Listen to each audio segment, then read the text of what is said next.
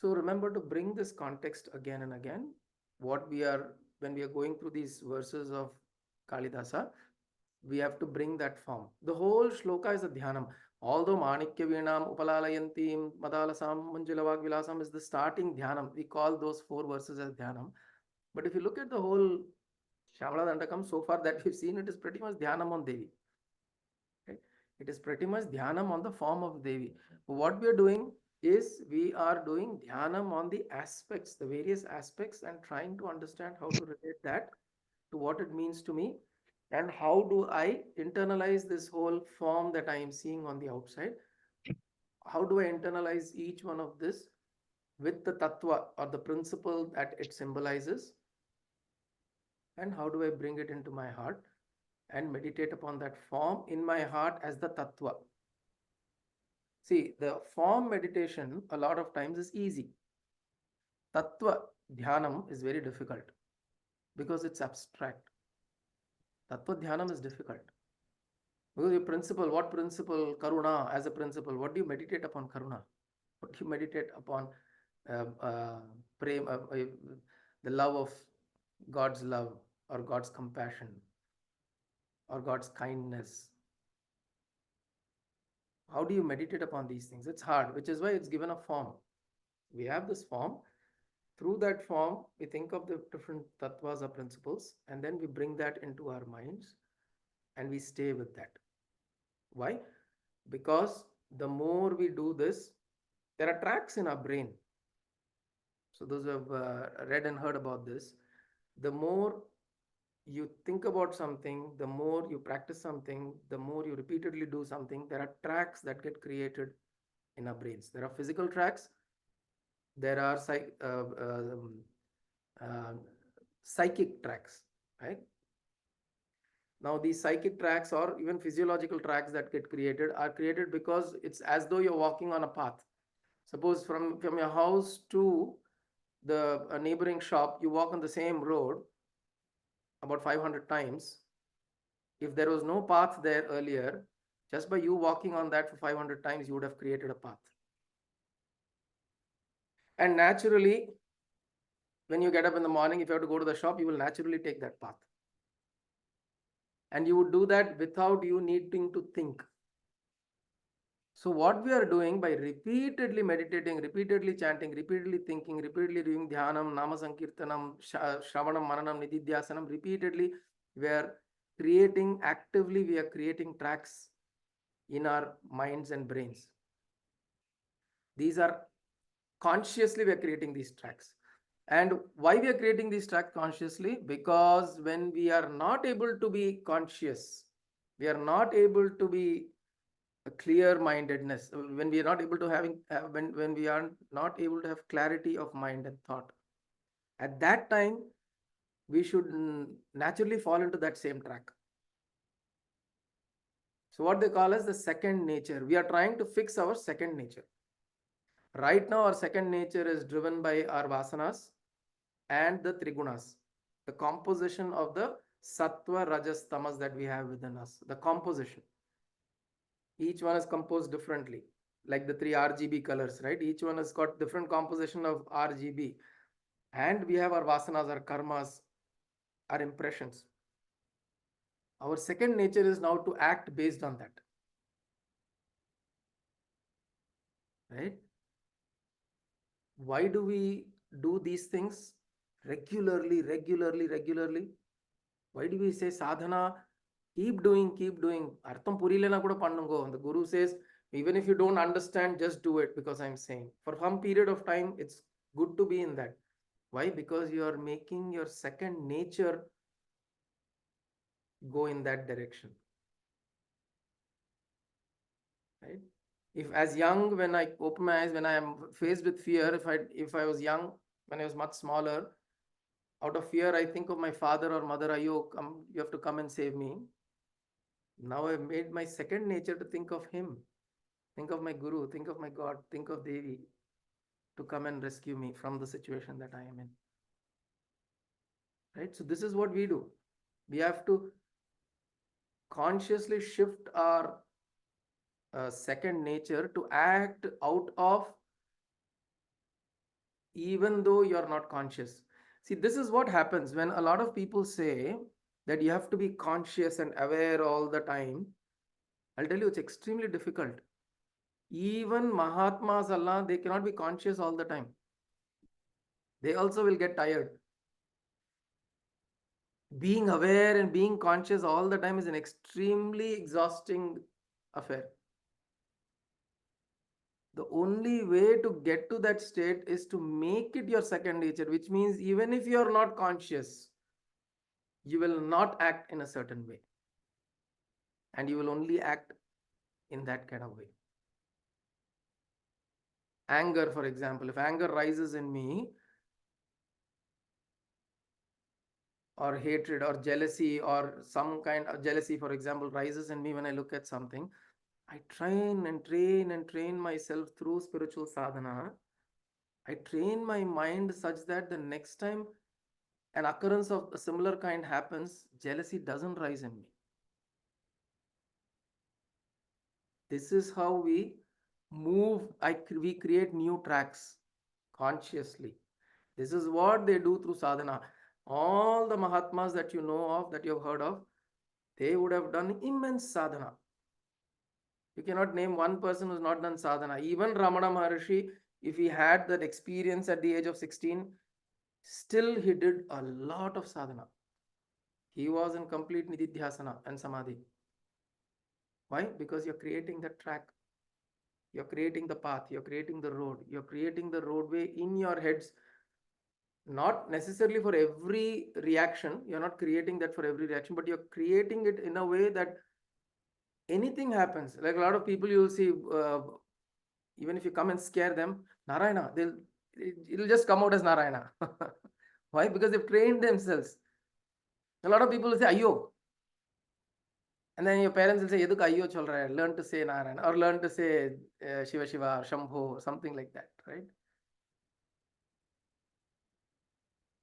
So, and you may end up calling Amma instead of calling, and when you're calling Amma, it's fine, but think of that Amma, right? The Divine Mother.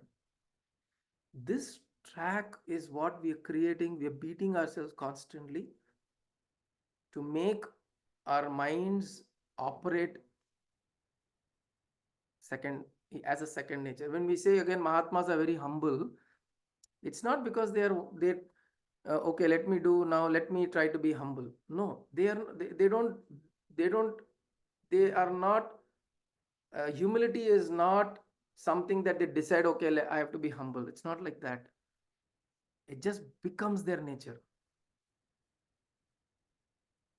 It just becomes their nature not to display what is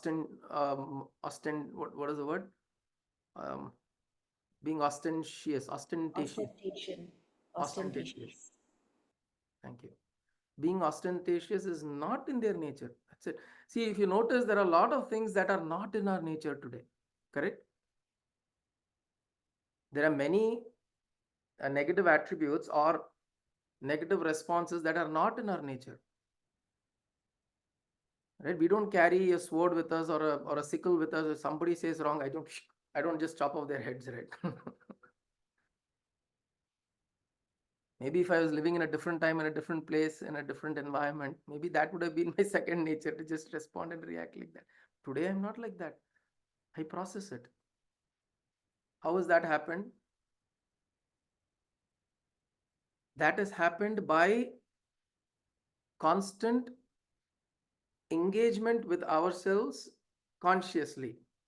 And when we do that slowly, more and more and more, then this becomes my second nature. So, coming back to this whole story is about how we think about Devi in these aspects. We should, no, the beautiful thing is this revision thing. We should go back the slokas and the verses that we read, we revise. We go back, we revise. So, what I'm thinking is maybe today when we finish the second Dandaka, the next session we will go through, we'll do, a very a quick revision if it's possible to go through these verses from 1 to 2 again, and just to visualize and kind of connect with the concepts or ideas that we've discussed there, right? Again, we should do that every time. We should try to do that, and then it kind of establishes within us. in a way, because then you don't just see it as a verse or a beautiful depiction of Devi, just a physical depiction. We see this as a living reality within ourselves. Hmm? So we see that as a living reality. So we are saying what? Hema kumbhopamottunga vakshoja bharavanamre trilokavanamre. Hema kumbha upama uttunga, which means her breasts, vakshoja. The breasts are like golden pots. Okay. And because of the way, the size and the shape and the weight of the breasts, bhara, bhara means weight. Avanamre, what is avanamra here? See here, bharanaman madhya valli valicheda vichi samudyat samullasa sandarshidakar. So the waist of Devi is bending. Avanamre, avanamre means to bend because of the weight of what? Hema, golden color. Kumbha, pot. Upa, kumbha, upamo, tunga means it is raised. It's like a raised pot, right? Vakshoja, the breasts. Stanabhaga. So this is again, we've discussed earlier, it is a sign of nourishment. It's a sign of complete fulfilled nourishment is the symbolism of the breasts, the two breasts, right? In Shri Vidya Parampara or Tantra Parampara, the breasts are also worshipped. The organ itself is worshipped as a symbol of nourishment.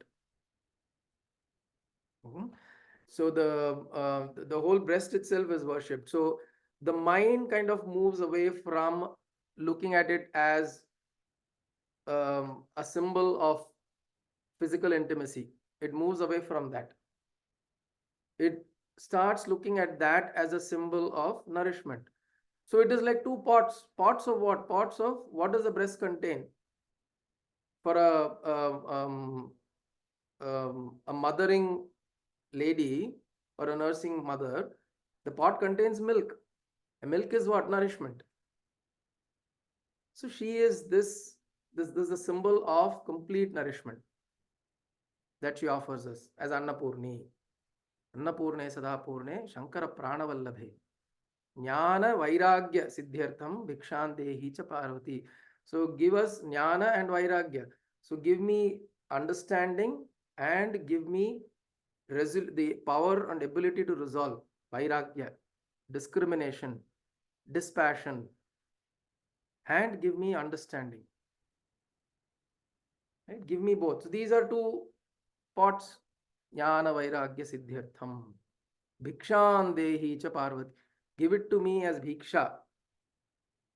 When does somebody ask for something as bhiksha? Do you ask for bhiksha when you think you deserve something, or you ask for bhiksha because you just desperately want it? You beg for something when you just desperately want it, right? You don't think of your qualification. Do I deserve it or not? Right? Oh, mother, I have done so many, I have not done this, I have not done that. Do I deserve to ask you? Adalang kadayadu. So to mother, there are no such things as whether you deserve or not. Bhiksham dehi cha Parvati. ஒரு பீக்ஷ மாதிரி எனக்கு போடு, பிச்சை மாதிரி போடு. Give it to me as an arm. ALM. Give it to me as an arm. Because I don't know if I deserve it or not. Right? You will never be able to know. We will never be able to know if we are deserving of what we ask. But we know what we want. Jnana Vairagya. Why? Because we want to be established in that truth, in that reality. We want to make this form that we are praying to, or this Devi that we are praying to, or the Shiva or Narayana that we are praying to as a living reality. Krishna that I am praying to, this Rama I am praying to as a living reality in my life. I want it to be a living reality. So give it to me as Bhiksha. So here she's saying, Hema Kumbha Upamo Tunga. He is saying, rather, Kalidasa is saying, Vakshoja bharavanamre. Because of this bhara, the weight of this, the waist is avanamra, it is bent. Okay? And when we look at this, Trilokavanamre, all the three worlds bow down to you. Look at this so beautifully. Because of the bhara, the weight, Devi's waist is bent, and looking at this beautiful form of Devi, the Triloka, all the three worlds bend down to you. See, the Avanamra word is used in both places. Avanamra here, Bhara Avanamra is to show how Devi's waist is bent down. Triloka Avanamre is how all the devotees bend down in worship of Devi. Okay, so that's the beauty of that particular verse. Then comes Lasad Vritta Gambhira Nabhi, right? Lasad Vritta Gambhira Nabhi Sarastira Shaivala Shankakara Shyama Romavali Bhushane Manju Sambhashane. So here now Kalidasa is comparing her Nabhi Kshetram, which is the area around the navel. Area around the navel. How does it? The navel is Lasat Vritta. Lasat Vritta means it is round and it is shining. Lasat means Lasat Phala. We saw Lasat Phala means to shine. Lasat Phala is the forehead is shining. Lasat Vritta is it is shining. Vritta means round. Gambhira is deep. Nabhi. Okay.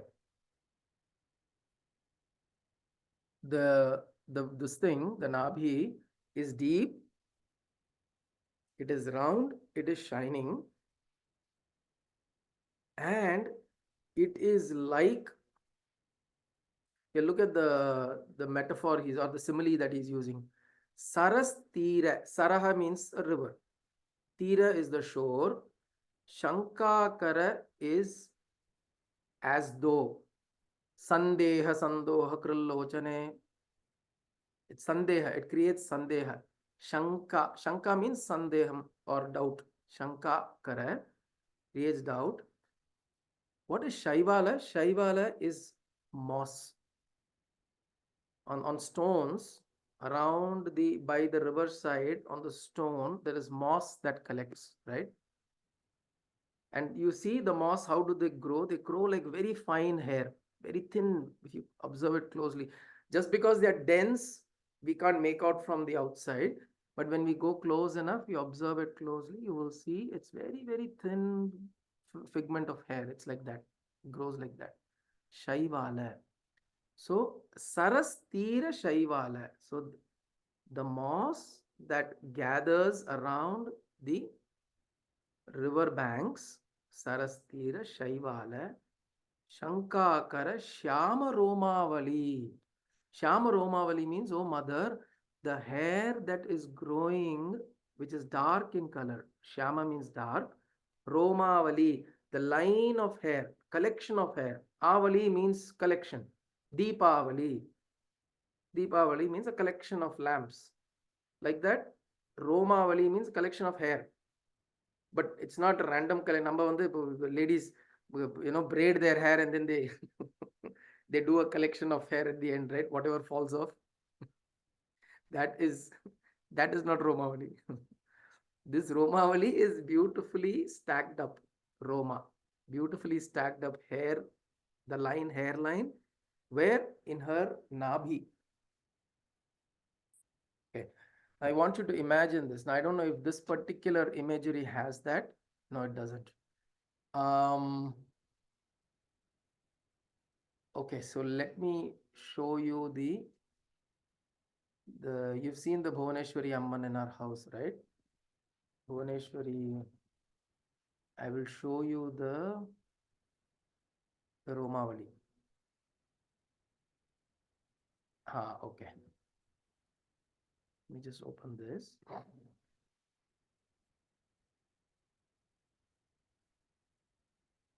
Hmm. Okay. Can you see the Romavali? This is the Romavali.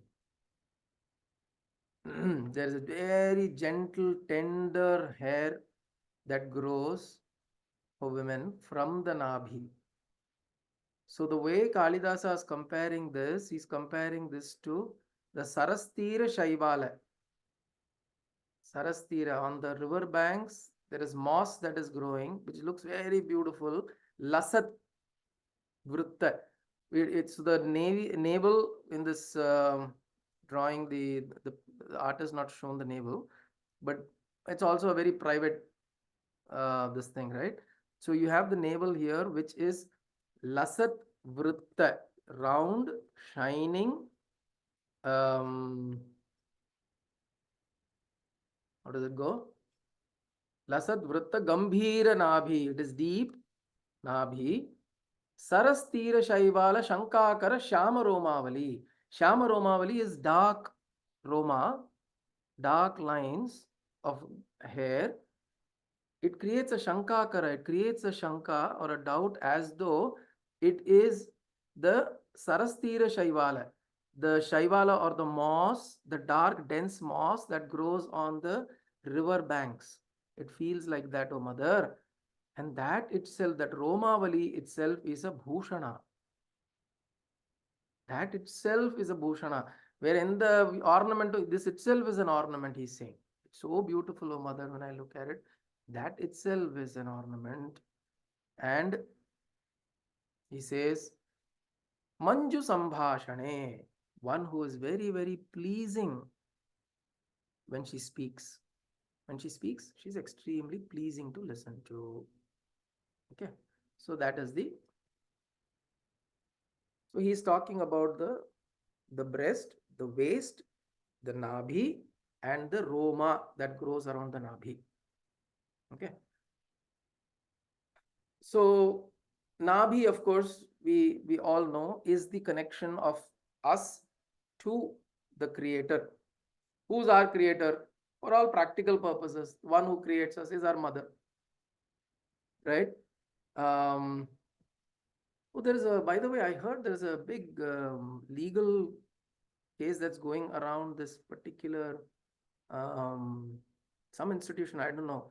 So what happens is they collect the substance that comes from the nabhi, right, from the umbilical cord. The umbilical cord is retained. There are banks that retain the umbilical cord of a newborn. The after the child is born, they don't throw away the umbilical cord. They retain that, and you can pay, and that there's a medical whatever, they kind of bank this in your name. And when the child grows much older, this can be used to, the genetic content there, substance there can be used to cure a lot of diseases for the child. Stem cells. Stem cells, they use that, yeah, they use It's a that to Cod Life cord life. organization. Cod Life you're Correct, talking correct. about. But did you hear, Kailash, anything recently? I heard some news around some They are the legal battle is just started. there's Some some of the yeah. So there's something around that's been not done right. Now, so the umbilical cord, the nabhi of the mother and the nabhi of the child are connected in that way, right? So nabhi that way is our the Manipuraka chakra, the Manipuraka chakra, which is why it is also even in Padmanabha Swami, you see the reference of from his navel comes out a lotus stalk, and on the lotus there is Brahma seated. What it means is the principle of creation comes from the nabhi. The principle of creation is from the nabhi. And if you look at Saundarya Lahari in a certain way, you look at nabhi is the not the Agni chakra. Nabhi is the Jala chakra, apas tattva, because water is the source of life. So the way you present nabhi becomes that. So here he also brings sarastira. See, Kalidasa is also bringing the river here because nabhi is, if you look at nabhi, as the symbol of life, as the symbol of that process of creation,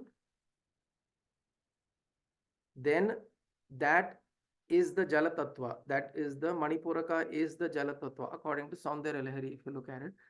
And Jala Tattva is a river. River is symbol of Jala Tattva. So how Kalidasa, see, Kalidasa has obviously not sat and studied all of this and then he's coming and chanting it out to Matangi Devi, right? It is just flowing. And we look at this and we are stunned. How is this man who is not learned, he is not learned, is able to deliver this kind of profound ideas through his poetry? And the interesting thing can be possibly even his intellect wouldn't have been able to gather the profoundness of this. You understand what I'm saying? This is what Krishna says to Arjuna in one particular instance. He says, if you completely offer yourself to me, great things will happen through you. He says this. Now, at the same time, he puts an addendum to that. But if you surrender to me thinking that great things will happen to you, then it will not happen.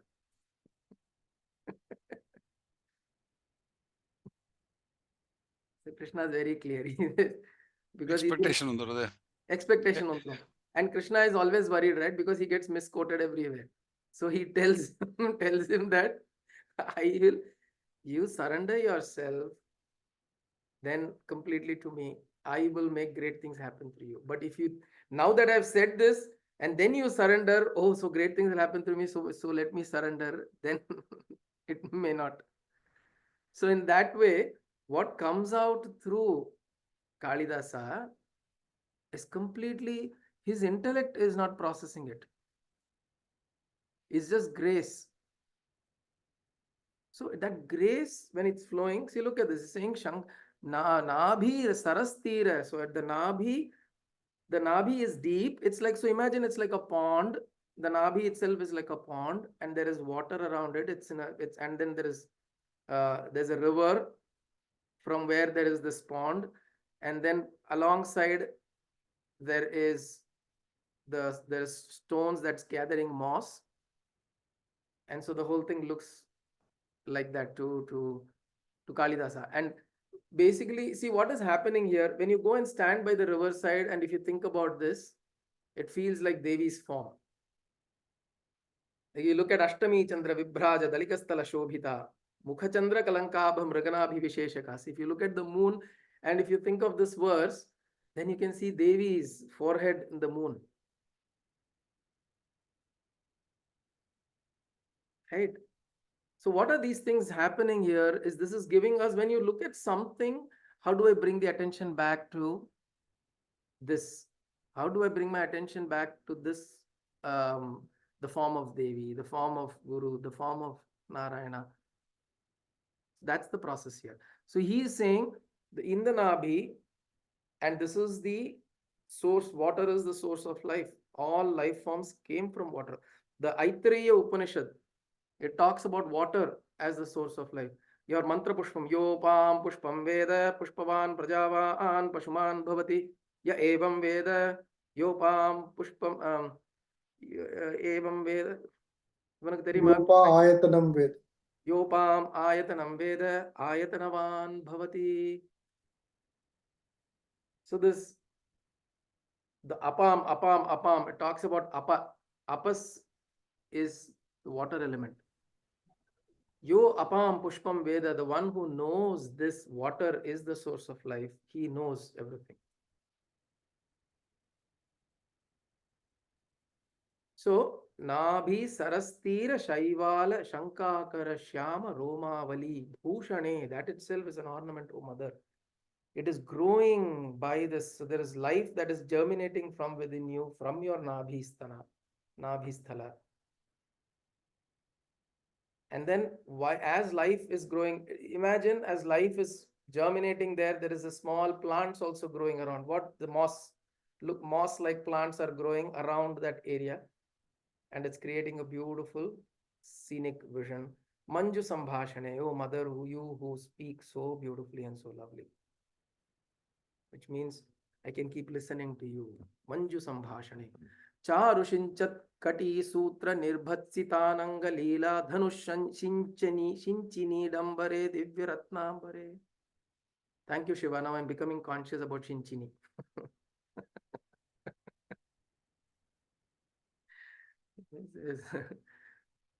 A lot of times we do some words that stick into our heads that we just second nature, right? Again, we're talking about second nature.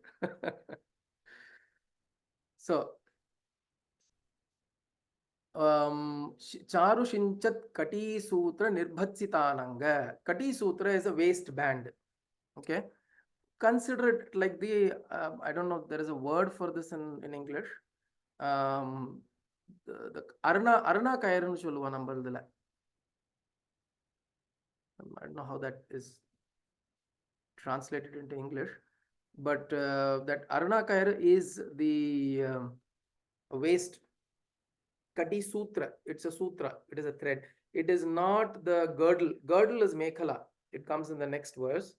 The Udyanam is girdle. That comes in the next verse. But here he is talking about the Kati Sutra, the thread that is tied to the waist. Charu Shinchat. It is Charu, very beautiful to look at. And it is tied to, so the waistband is very beautiful. Shinchat is, it's tinkling. It's very beautiful and it's tinkling. Because maybe there are small bells that are tied to the waistband. And what it's doing, it is threatening. Nirbhatsita. What is it threatening? It is threatening the Ananga. Who's Ananga? Who's Ananga? Manmata. Manmatha, Kamadeva. So Kamadeva's bowstring. So the waist, the waist sutra or the thread of Devi, it is so beautiful that it is competing and it is putting to shame Kamadeva's bowstring. And what does it mean? Kamadeva's bowstring is used for what? It is used to generate desire, sensual desires, amorous feelings within us, right? That is what Kamadeva is known. His name is Kamadeva. Right? He arouses Kama, desires in us. And if he does that, what it's saying is, this shloka verse is saying is that Kamadeva, the function of Kamadeva's bowstring is that only. That function is played by your waist string, Kati Sutra. So, so looking at your waist string, I'm feeling so desirous of wanting to enjoy life, of wanting to enjoy beauty. That is the aha, wow, that aha feeling I'm getting because of this. Leela Dhanu Shinchini Dambare. Shinchini is the bowstring. And Leela Dhanuhu. Leela is the playful, the one that the Leela means playful, sporting. Dhanuhu is the bow. And whose? Ananga. Ananga Leela Dhanuhu. Nirbhatsita means to quell or threaten. Ananga Leela Dhanuhu. The Leela Dhanu of Ananga, which means Kamadeva's sporting bow, the bowstring Shinchini, Dhanuhu Shinchini. Right? Dhanu's Shinchini. The Shashti Vibhakti is used here. Dhanuhu Shinchini Dambare Divya Ratnambare. So Shinchini Dambare means it is quelling what? The pride of the bowstring. Chinchini Dambare. Dambare means the pride. So your waist string, your Kati Sutra, it is quelling the pride of the bowstring of Kamadeva. Divya Ratnambare. It is studded with precious gems. Divya Ratna.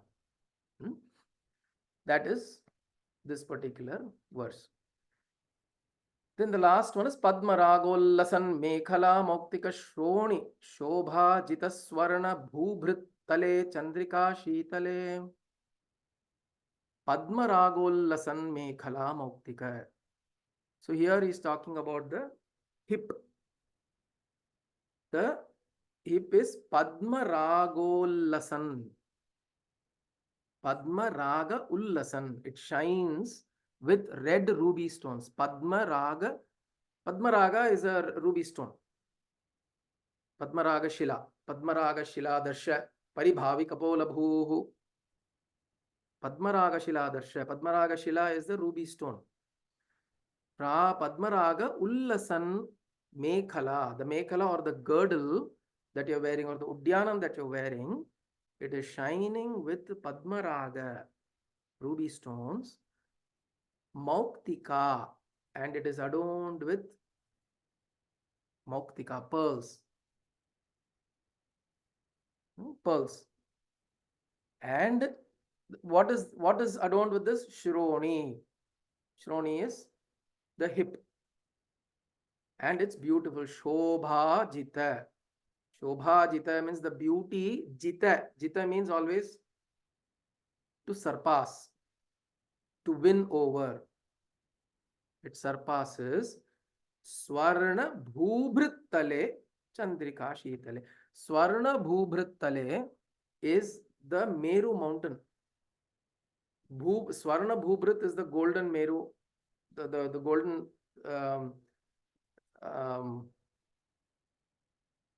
the Meru mountain that appears in the Puranic literature, saying that Meru mountain is where is Devi's. In the Meru mountain is in the center of the Sudhasagara, and that is where she resides, etc. Right? So the Tala or the plateau in that Meru, golden Meru mountain, is supposedly very beautiful, but your hip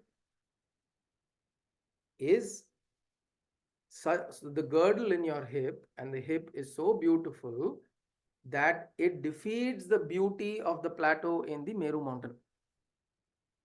Okay, so if you look at the hip, see, you look at the definition of a beautiful lady's hip. How does it go? There are 3 vital stats they usually say, right? Vital statistics, and get not the medical vital stats, but the physical description. 34, 26, 34. They say that there's an like an hour clock. So after the hip is very narrow, but the waist is very narrow, but the hip, when it starts in a rounded fashion, and it starts coming out. It kind of creates a plateau, and then it comes out like that, right? That's how visually, if you see any beautiful lady's depiction, that is how it is done. It's never like flat. You're showing a beautiful lady. Miss Universe upon kuda, I think there are some of these parameters that are required, right? So here also we're talking about Miss Universe here. so this Miss Universe has certain stats of her physical form. As is that shape of the hip, I am reminded of the Meru Parvata.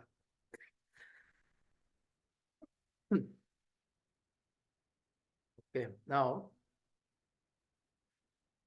this is always 2 ways, right? I've told.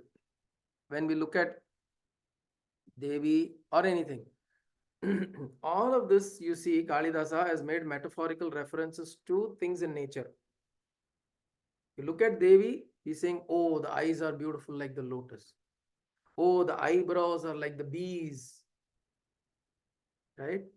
And the hairdresses are like the black clouds. This is usually the way all of these are made references to, right?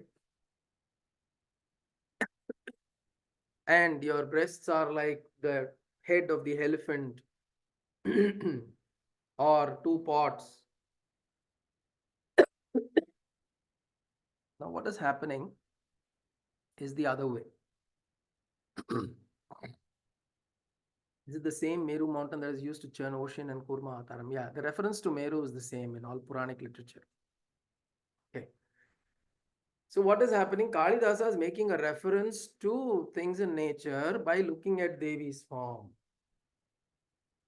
And for us, what is interesting and what will be beautiful for us is to look at, when we look at nature, we think of Devi's form. Right? How beautiful will that be? And I remember I told this once, right? In my house, wherever, every place I go, I kind of hang some photo of a guru or some this thing. My daughter will be, Appa, why are you hanging so many of these everywhere? So my I said the reason I do that is because everywhere I turn around, I want a reminder. Because the mind tends to go in its own way. Again, second nature. The mind tends to go in its own way in some direction. When it's going and you're sitting, you come to this side, oh, you look at Ramana. You go there, oh, you look at Ramakrishna. You look at Vivekananda, or you look at Christ, or you look at Devi, you look at Narayana. When your mind, younger Tirminalo, there are these reminders that keep hitting you. And if you take it in the right way, that these are reminders, are that is what is going to liberate me. This is what is going to make my life beautiful. Remembering these things is what is going to make my life beautiful. Not processing what I'm processing right now in terms of worries and troubles and struggles and adversities and disappointments and dejections and depressions. No. If I keep going in that direction, it's not. When I look at these, suddenly, which is why altar is very important. Whenever you're feeling a little low, come into your altar. Just look. Just look. They're saying that we are here, sitting here. Don't worry. Everything is okay. Change your focus, your attention. That's all. Bring your attention here.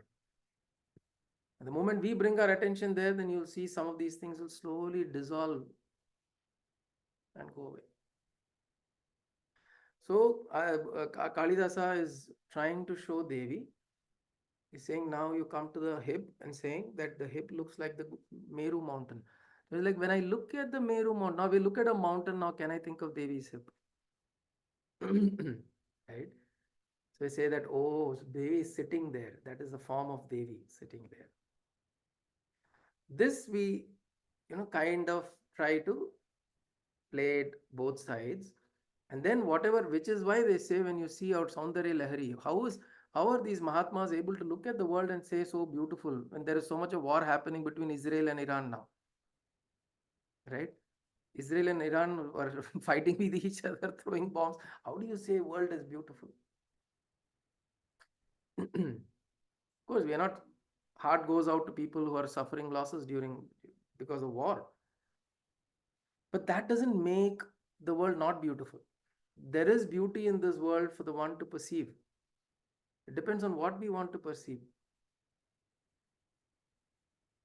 And this will always be there. When have no wars not been there? In fact, there are much lesser wars now. It's because of television and media we get to know of these wars. In those times, in the times when you had kings who were not that, you had weak kings in certain kingdoms, you'll always get attacked and taken over by some king, some Chakravarti will come, some emperor will suddenly wake up one day and say, I want to conquer the world, let me go. So this has always been there. But still, yogis and Mahatmas and sages and saints and rishis, they existed to show that in the exact same world, we can perceive beauty. Saundarya Lahari is available right now for us to see. How?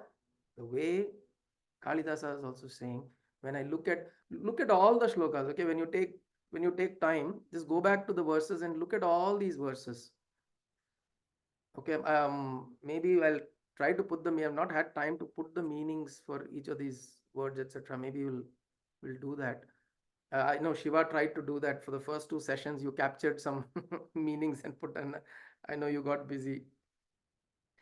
But it'll be it'll be nice because the whole thing when you read, you will notice that he's making comparisons to beautiful things in nature, which means when you look at nature, then you think of Devi, right? Both ways. So with that, we finish the second Dandakam. Okay, through Devi's grace, we've been able to finish two Dandakas now beautifully. And I think we've all come to a comfortable point of even chanting these verses, which was something was a scare, was something that we really, ஐயோ ஷாமலா தண்டக்கம்மா அப்படின்னு இருந்த ஒரு thing, as now her grace has allowed her to flow through our tongues in beautiful ways. Hmm? So next session, what we'll do, I thought we'll kind of just revise 1 and 2. We'll go through it. Maybe we take turns to just read and then go through it, the quick meaning, so that we get the full imagery of the way he's painting. He's literally painting it through his words, right? If you look at it, he's painting it through his words. So if somebody actually can take a shloka, a verse, do the painting of what he is doing and refer to the part of Devi, these are like really beautiful things to do. Right? It'll be like Shyamala Dandakam in a page.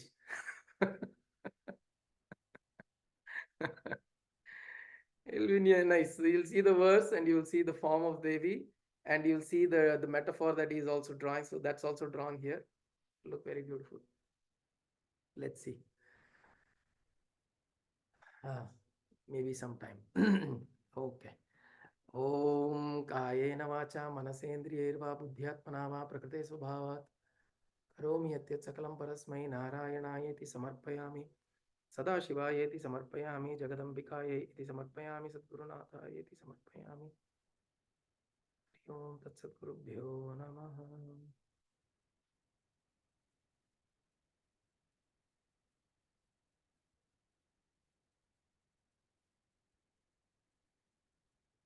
Let's just do 3 times Trayambakam for some people who are a little unwell. And I know Sundar Mama is also going through some treatment. So let's just chant 3 times Trayambakam and we'll close. Om Trayambakam yajamahe sugandhim pushtivardhanam urvarukamiva bandhanan mrityor mukshiyamamritat. Om Hrim Namah Shivaya. Om Trayambakam yajamahe sugandhim pushtivardhanam urvarukamiva bandhanan mrityor mukshiyamamritat. Om Hrim Namah Shivaya. Om Trayambakam yajamahe sugandhim pushtivardhanam urvarukamiva bandhanan mrityor mukshiyamamritat. Om Hrim Namah Shivaya. Om.